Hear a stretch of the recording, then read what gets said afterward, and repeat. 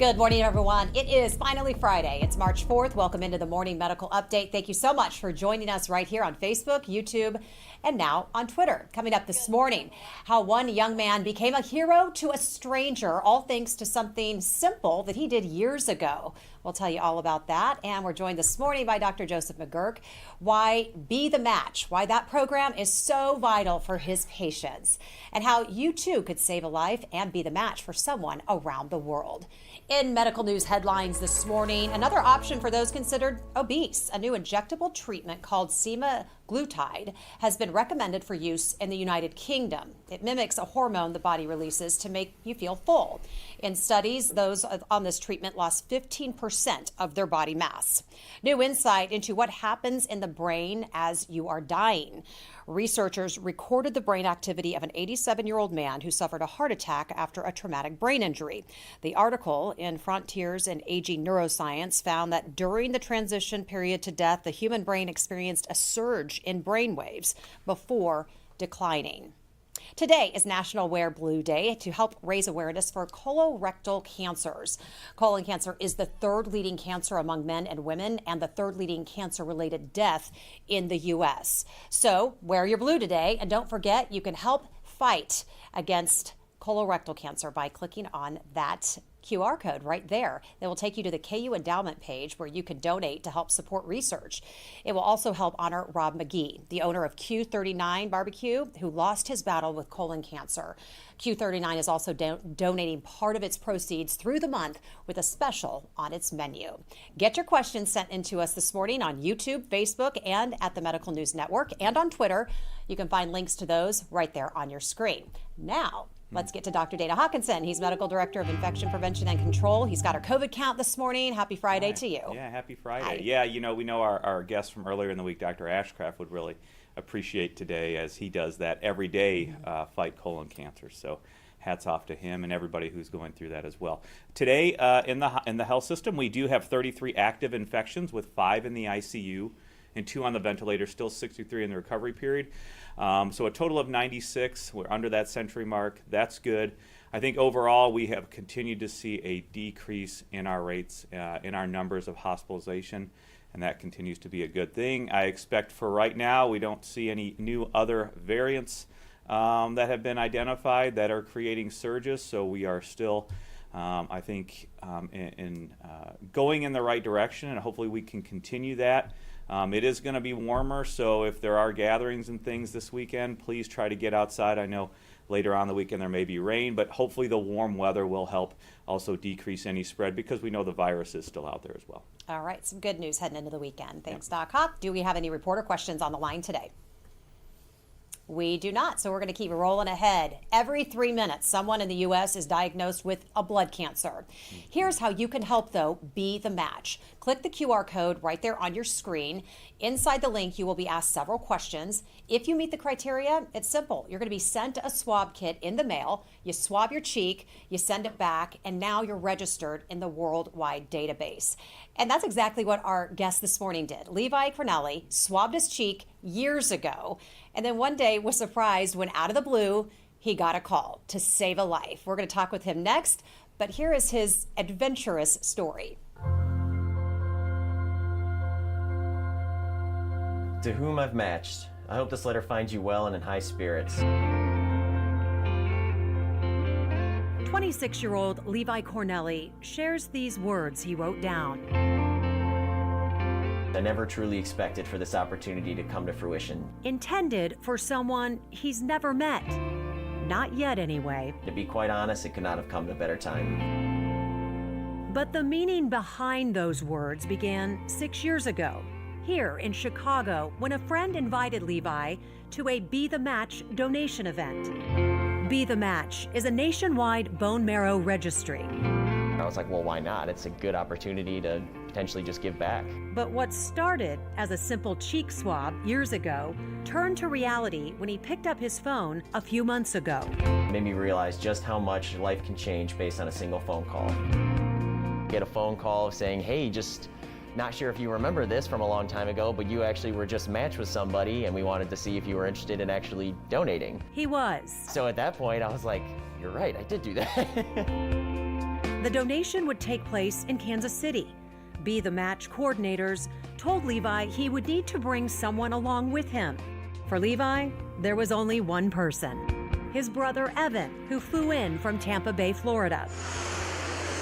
I'm just so happy to be here. But their trip took a detour the morning Levi was scheduled to donate at 6 a.m. at the University of Kansas Cancer Center. Alarm clock didn't quite go off, and then we're trying to order the lift, but unfortunately there's just no lifts available at that point, so I'm trying to scramble and figure out what am I gonna do. I have to get to the hospital. I remembered that there were the bird scooters around. So I figured, well, we can just ride those for as long as we can.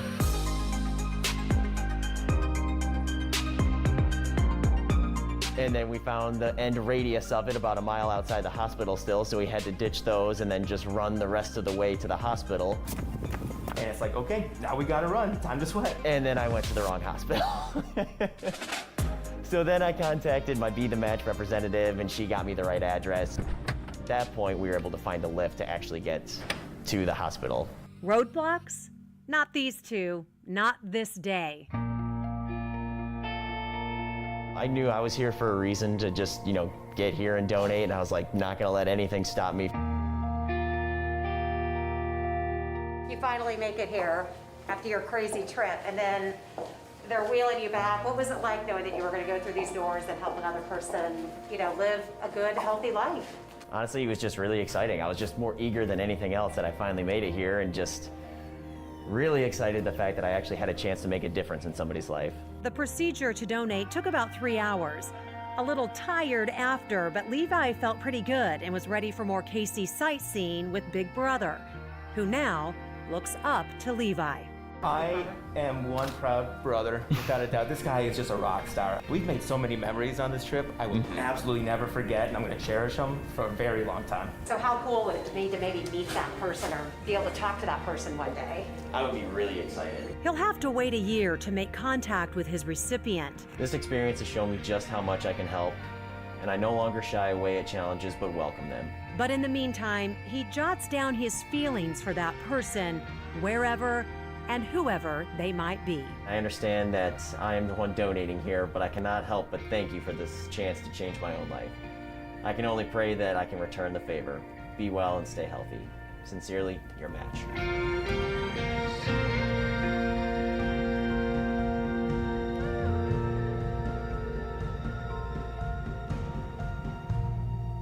And Levi is joining us this morning from Chicago. Good morning to you. Good morning. Is that how you remember that big old story? Yeah, just pretty much exactly that. It was quite an adventure. I loved sharing it and telling it and getting to know you. We're going to talk more about that. I also want to bring in Dr. Joseph McGurk, Division Director of Hematologic Malignancies and Cellular Therapeutics with our Cancer Center. And, that's quite dedication, Dr. McGurk. Do you not agree? That's incredible perseverance and determination. Levi's a hero, what a great story. Well, and Levi's exactly the kind of people that that you love. He is exactly who helps your patients. Absolutely, it's amazing every time. After 32 years of doing transplant and seeing donors, heroic donors like Levi, I never tire of their incredible determination, dedication, and heroism. Because you see one side of the story. Here at the hospital, we hear and see this side, but we don't often get to meet the heroes on the other side. That's where right. This all began. Levi, again, love your story. Nothing was going to keep you from your mission. I think a lot of people would have just said, forget it. It wasn't meant to be. I'm telling you what. How are you feeling? How are you feeling? Honestly, I feel just perfect. There's no side effects, nothing. I feel back to just good as I was before. So the clock is ticking on when you might be able to reach out to your recipient. I know they have to wait a year. Isn't that right, Dr. McGurk? Yes, that's right. And the reason for that is? A lot can happen in that year time period.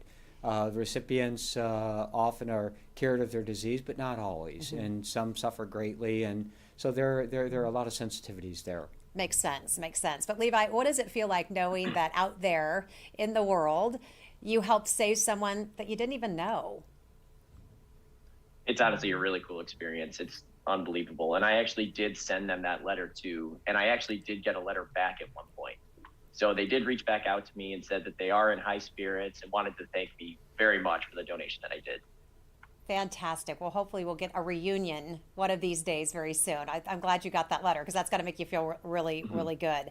I want to talk with Dr. McGurk a little bit about Be the Match and why it is so vital to patients. Let's just kind of dive into exactly what it is, and then we'll talk about the process on how you can get registered. You bet, absolutely. Be the Match is a registry of now almost 40 million people worldwide who, like Levi, are willing to donate their stem cells or their bone marrow for someone in need, like Levi's recipient. For many patients with blood cancers, their best chance of being cured of their disease is undergoing a stem cell transplant like that which Levi donated to.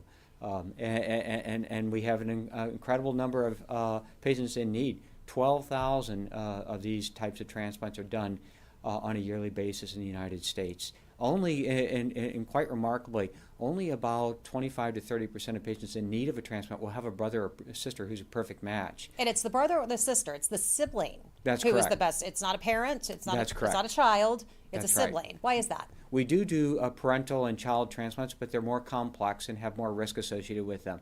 The best donor is a perfectly matched donor. We're not talking about the blood system, we're talking about the immune system, specific molecules. And the reason for that is when those molecules are mismatched and they're not a perfect match, there's an increased risk of complications that can go in two directions. One, that Levi's T cells can attack our patient and cause something called graft versus host disease, common cause of illness, and sometimes we lose patients from that complication. And the other direction, the recipient's T cells can survive, and if they see that mismatch, if Levi were a mismatched donor, for example, attack Levi's cells and reject that graft.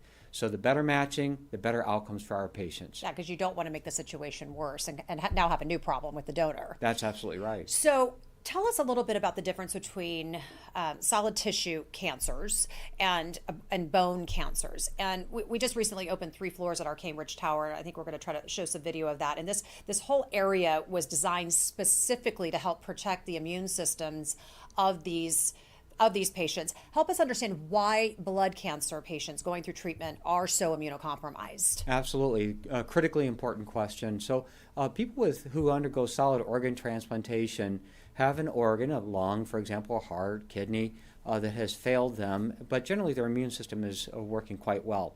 In patients with blood cancer, the cancer is of their immune system, some element of their immune system. So already before we've even started the process, these patients are profoundly immunocompromised and have difficulty fighting infections. And so that's a common cause of illness and sometimes death in these patients.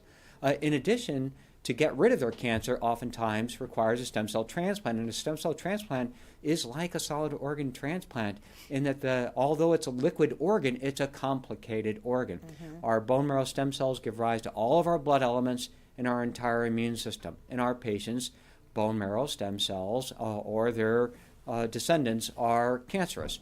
So we give radiation and chemotherapy or chemotherapy alone sometimes to destroy entirely that cancer, but we also, as collateral damage, destroy their immune system. And in part, we intend to do that because we don't, again, want it to survive and recognize Levi's cells as foreign and attack them and reject them. So we completely destroy the patient's immune system, all their blood-forming elements, and make them the boy or the girl in the bubble for some time period. So they don't have any immunity on board. And it will take time after we transplant Levi's stem cells into the patient for them to regrow this new immune system, reconstitute their immune system, and they're highly vulnerable during that period.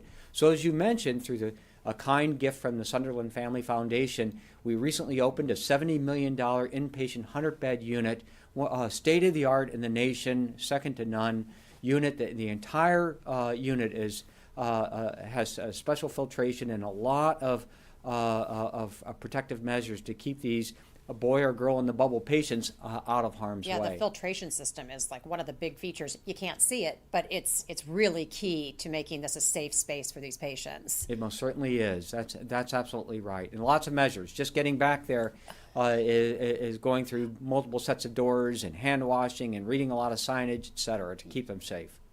Okay, we're going to talk more about Be the Match. I want to get back to Levi. And again, you can click on that QR code there on your screen. It'll take you to the Be the Match site so you can find out if you can donate or swab.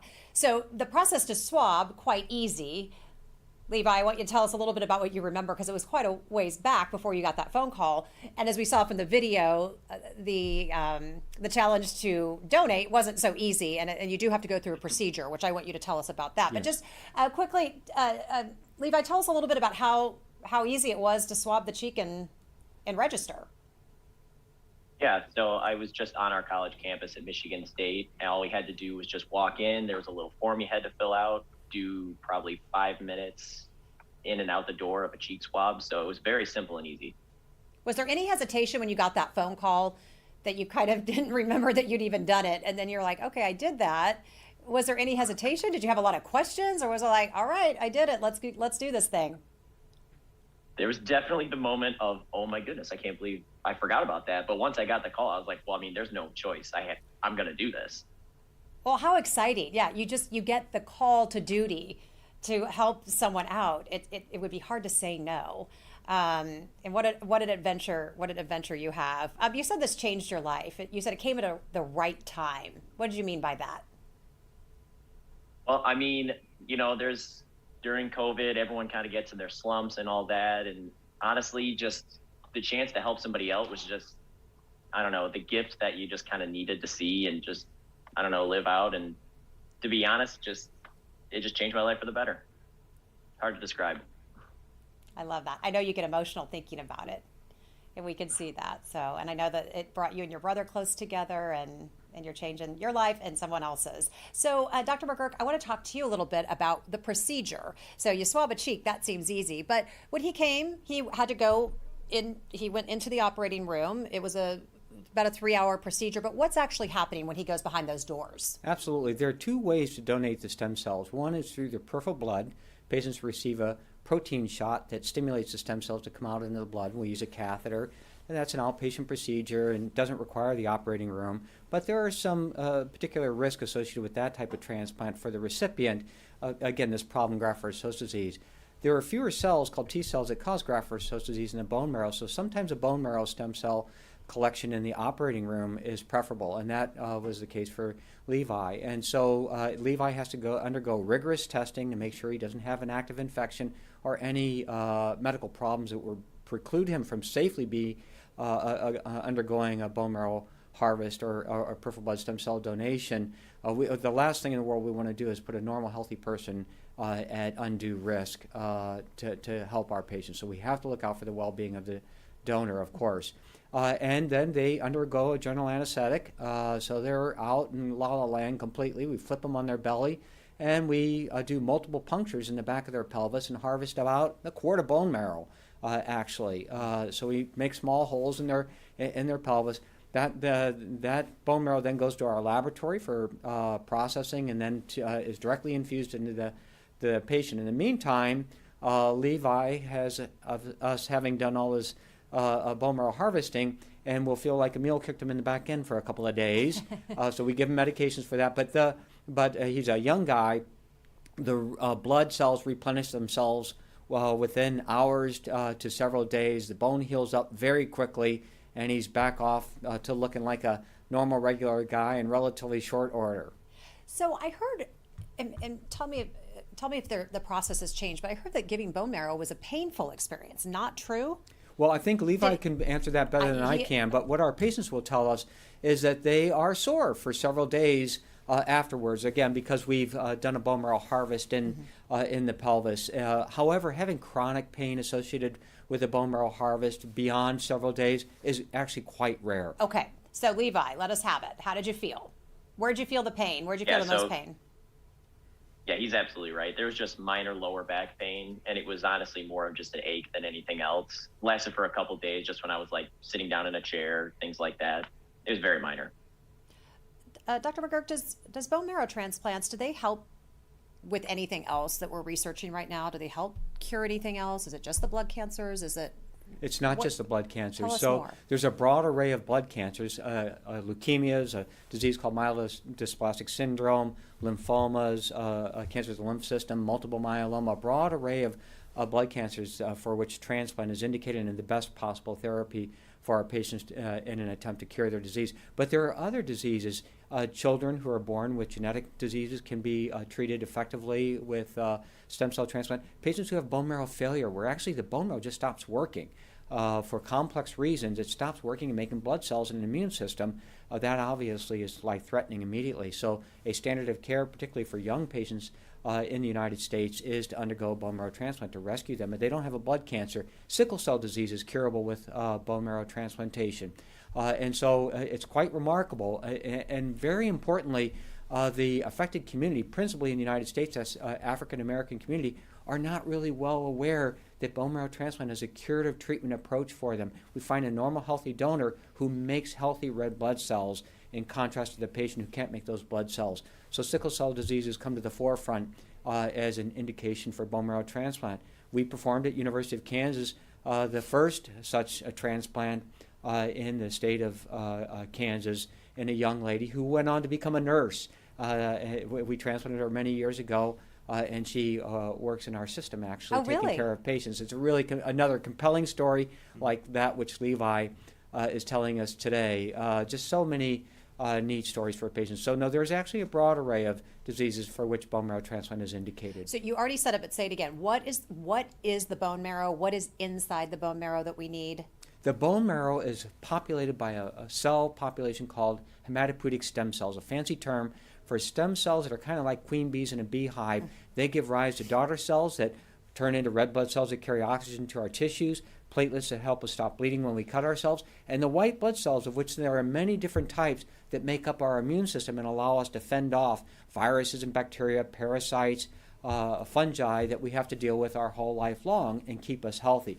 COVID, SARS-CoV-2, our ability to deal with that. Those cells all entirely come from the bone marrow. So bone marrow is absolutely critical for survival. Working behind the scenes, things Absolutely. that we don't know what they're doing, but it's vital. Okay, That's right. I want to get to some community questions.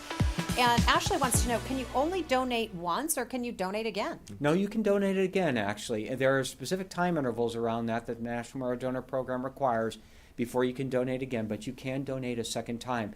As a matter of fact, it's not a rare circumstance for us to go back to a donor and ask them not just for bone marrow stem cells, but sometimes their immune system cells called T cells will start dropping, and that can increase their risk for relapse. And so we'll go back to a donor sometimes like Levi and say, geez, could you give us some lymphocytes from your blood? It's not a bone marrow harvest. We just take blood, we collect those T cells and give them to our patients to help prevent them from relapsing.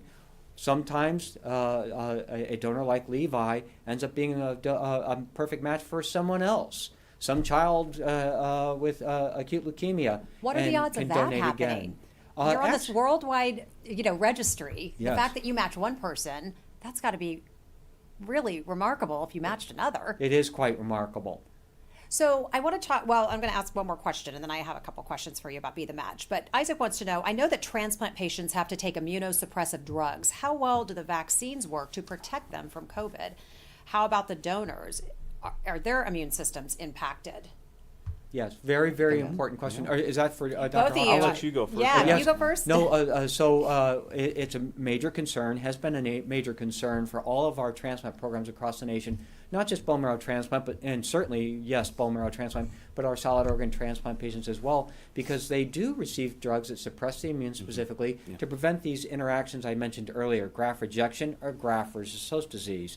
And those drugs diminish significantly the ability of our patients to mount an effective response to vaccines. We still vaccinate them because some of the cells will respond and they will have some level of protection, hopefully. However, those patients have to take extra steps and continue to be extra careful, including during times like we're in right now where we're seeing this great decrease. We're still telling our patients that they need to keep it up. Now, bone marrow transplant patients, after a number of months, can come off those immunosuppressive drugs, in contrast to solid organ transplant recipients who stayed on them for lifelong.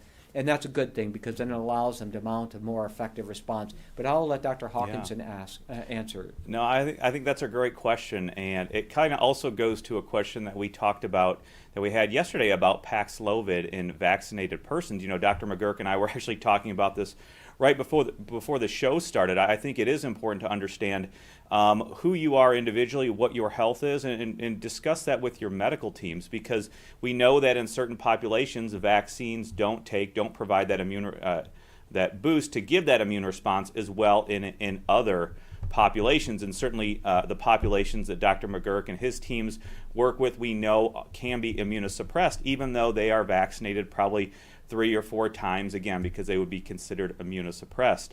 So we did discuss this, and he would probably be more likely to give his patients, even though they're vaccinated, Paxlovid. We do know that Paxlovid, in that New England Journal of Medicine article, was for in unvaccinated persons. However, the only really stipulation in the emergency use authorization for Paxlovid is those that are at high risk of progression to severe disease.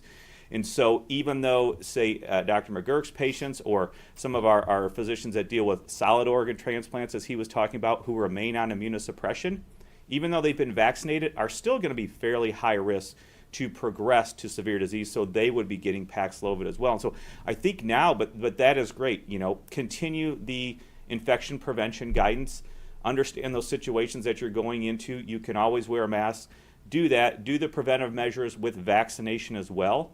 And more than likely, if you are on immunosuppressions, and you need to discuss this, again, because we're getting into individual health here, discuss this with your medical teams, but you are probably going to be getting Paxlovid as well, because you would more than likely be considered high risk to progression to severe disease. And again, there is a continuum there. There is a spectrum of those that may be at severe risk. And so I think that was a good question, and that does play into some of our questions, one of our questions from yesterday as well. Dr. McGurk, I know that Levi does not fit into this category, but did COVID keep people from donating? Did you see any shift in numbers? What has been the impact? Absolutely. It has been very impactful. We collect stem cell grafts from around the world, and KU actually sends stem cell grafts to other corners of the world. And so as this has swept through the world community, it is always possible for a donor like Levi, for goodness sakes, when patients started chemotherapy and radiation therapy in preparation for their transplant, we're destroying their immune system, and then God forbid Levi develops COVID before he's given the donation, and the week before he's given the donation. So we've actually had gone to a system whereby we collect the stem cells beforehand. We cryopreserve them or freeze them in the laboratory, which is not harmful to the stem cells, so that if, for goodness sakes, if something happens to the donor and they develop an illness, we have the stem cells to move forward with the transplant. And so that was implemented worldwide. Was that before COVID? No, that was after COVID. That was because of COVID. That was a response to COVID Yeah, during a specifically. pandemic, not a great time to mess with people's immune systems, That's right? exactly right, yeah. A question from Georgie Ann. She wants to know, how are donors' expenses paid? Transportation, are they all taken care of? Yes, the National Marrow Donor Program coordinates all of that, and the recipient's insurance company pays for the donation process. So it's actually very well oiled, so that there's the donor is protected from incurring any financial cost. And they should have paid for Levi's flight and stuff. I don't know if they paid for that scooter or not, but they should have. Yes, we need a reimbursement program for you. Yeah, they're already giving enough. They don't need to give any more than what they're doing. So this is great. So Amy wants to know, she does plan on clicking on the Be the Match and finding out more, but is there anything specific you should just know off top, just some easy things that might keep you from donating or might make you a good candidate for donating? Absolutely. There are certain disorders that would preclude a patient from donating. People who have an active infection, for example, HIV or hepatitis viruses. People who have disorders of their immune system, rheumatoid arthritis, lupus, disorders such as that, or bleeding disorders. People who have had recent brain surgery. There are specifics, and that's available on the website for the National Marrow Donor Program to take a look at that. We also collect donors, as you mentioned earlier, 40 years of age and less. And that's not to be discriminatory against older folks, because we have collected people. What are you trying to say, Dr. Up to McGurk, 60, about me? 60 years of age. You're not 40 years of age yet. Yes, I am. I'm over 40, so I can't do it. I was so disappointed to find that out. So, and the reason for that is that the younger stem cells have a more replicative potential to populate and grow the new immune system. We've learned that over the years. And so we've changed that that requirement to 40 years of age and less, and even preferentially 35 years of age and less, but you can be a donor up to 40 years of age. Is there any specific type of person or demographic that needs to step up, because we need more of those people in the registry? If there's somebody listening that is like, oh, I'm that person. This is such an important question. I can't emphasize this enough. When we look at your chance of having a match in the unrelated donor registry, if you're Caucasian of Western European descent, your chance of having a match is actually quite good, about 75%. And that worked for Levi's recipient. However, if you're African American, your chance is about 20% to 25%. If you're Hispanic American, it's about 35 to 40%. If you're Native American, it's about 15%. If you're a mixed race couple, my wife is Chinese, I'm Western European descent, the chance, if my 23-year-old, God forbid, if he had leukemia and needed a transplant, of having a match is almost 0%. So we've got to get more people who are underrepresented in the registries into the registries.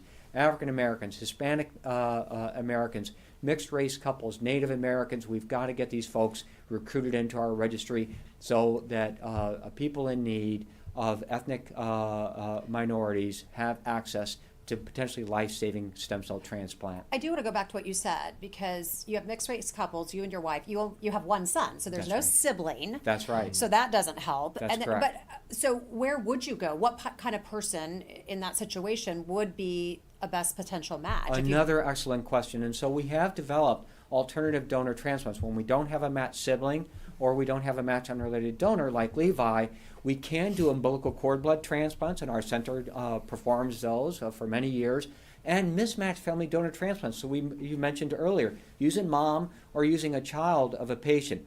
Again, these are more complex transplants, but they certainly can be successful. They have clearly improved access to allogeneic or using someone else as a donor stem cell transplant for these patients in need. Sue asked, is there an age limit to donate? And Dr. McGurk had just mentioned that is it no one over 40? Are there ever any exceptions? It's no one over 40 years of age going into the registry currently. There are people over 40 years of age in the registry who registered back when it was up to 60 years of age. Right. And those people will age out, and when they turn 61, they're automatically dropped from the registry. That was someone else's question. Do you get an alert if you've dropped out and do you need to re-register? Like, let's say you were, so you just, at 61, you're Yes, out. you're I out. do it at 20, at 60, I'm out. And That's right. But here it'd be 40. Yes, that's Now right. 40 and you're dropped out. Okay. We may have a couple more No, the questions. 40-year of age, the people greater than 40 years of age are still in the registry. New people can't But not come the in new unless people. they're 40. Correct. That's right. Okay, gotcha. Yes. Good to know. Okay, so if we get a couple more questions in, I'll ask you, but we're going to get to final thoughts here in just a couple of moments. But I want to ask you, Levi, in the story that you and I did together, you were writing down some words in the letter. So is the letter that you were writing down and documenting throughout this process, is that the one that you sent to your recipient?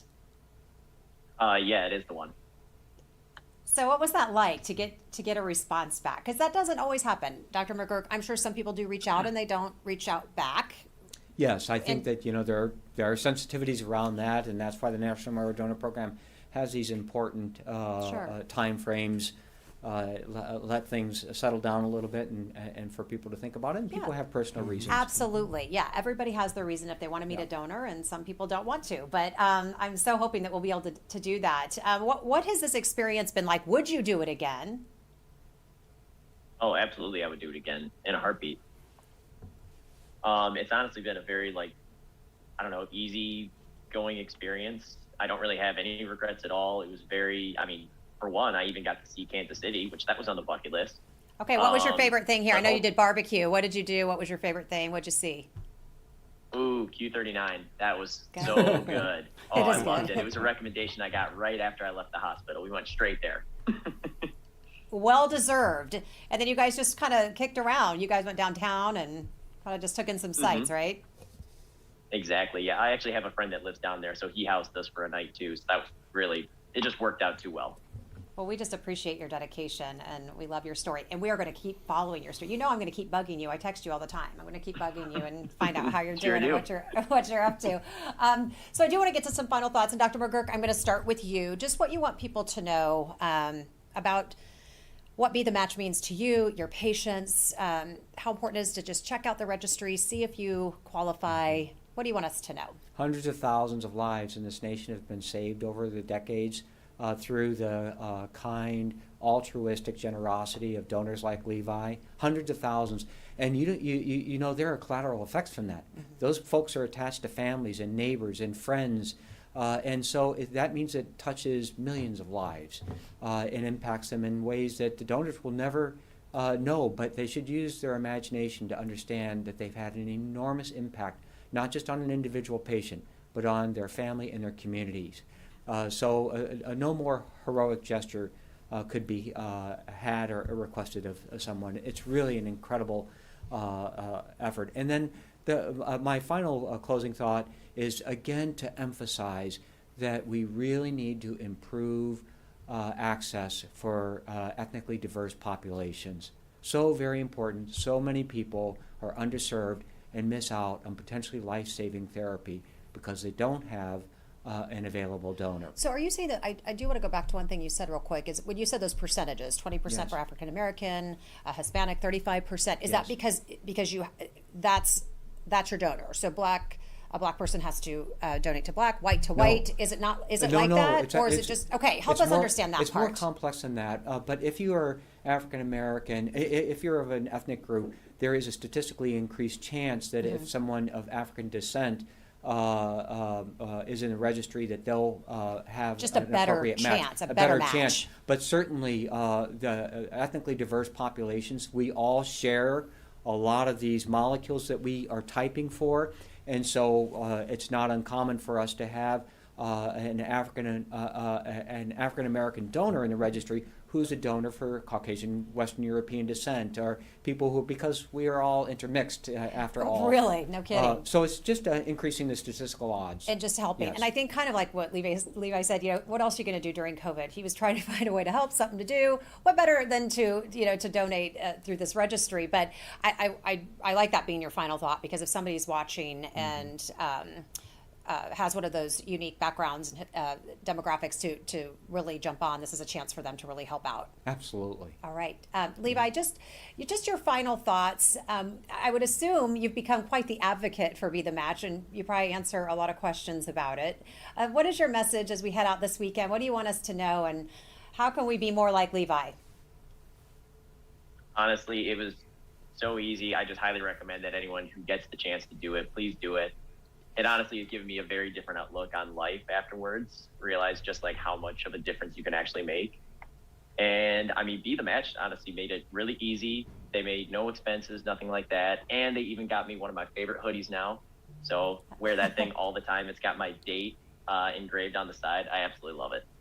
Oh, that makes me cool. happy. And it just dawned on me in the story we did together, you were thanking your recipient. Whereas you'd think it would be the other way around. The recipient thanking the donor. You were thanking them for allowing you to do this, to change your life. So that's very impactful, and we appreciate you so much, Levi. Have a great weekend. We will be in touch, my friend, okay? Thank you so much. See you soon. All right, Dr. Hawkinson, Yeah. finalize this show and send us home. Yeah, I think I'm not going to dilute our thoughtful and impactful messages from our guests. I would certainly second those and endorse them. Great messages, great things to do. Go out and donate. Try to get on the donor panel so you can donate blood, bone marrow. But also, we also know you can donate simply with blood, and we know that Community Blood Center is short on blood as well. So there's a lot of opportunities to go there, and I would just echo what our guests have said. I'm glad you brought that up, because Yeah. you and I are just simply too old. Yeah. I hate to say it. We're too Yep. old to donate, but we can do blood. So I like that. Thanks Yeah, for reminding absolutely. everyone. Okay, thank you so much for being with us today. Don't forget, you can catch our shows anytime by logging onto our Facebook page, our YouTube channel, and now on Twitter. Coming up Monday, protecting you and your family from COVID and all the other viruses out there. We're going to talk with health and travel experts about how to get back to vacations safely. That is Monday. Before we go, we want to introduce you to baby Barr, 7-pound, 2-ounce Liam William Barr, that is. He is the son of proud father, Dr. Nathan Barr, one of our infectious disease specialists here at the health system, and a frequent guest on the show when Dr. Hawkinson's out. We're happy to say baby, mom, and dad are doing well, and Dr. Barr, special congrats. Lots of luck getting sleep now when you got 3 kiddos in the house. All right, one more birthday for today. From one birthday to another, our morning medical update staff, one of them is turning 40, the big 4-0. We want to celebrate Cliff Irwin's big day, and we wanted to do that by gracing him with our beautiful singing voices. So enjoy this, kind of, and have a great weekend, and we'll see you Monday. Happy birthday to you. Happy birthday to you. Happy birthday, dear Cliffy. 40, 40, 40. Happy birthday to you.